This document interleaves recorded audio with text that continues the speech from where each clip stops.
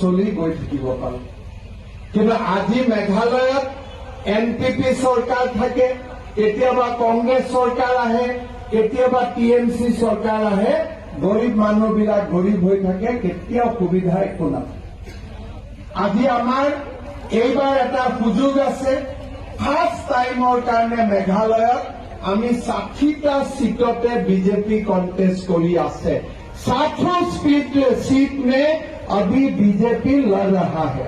जैसे हमारा यहाँ में सेगना मोमिन नंदी पत्थर में लड़ रहा है, हमारा यहाँ में सुकाराम संगमा जी है और रेसू बेलपारा में लड़ रहा है। सारे लोग बढ़िया से अभी लड़ रहा है पूरा मेघालय में।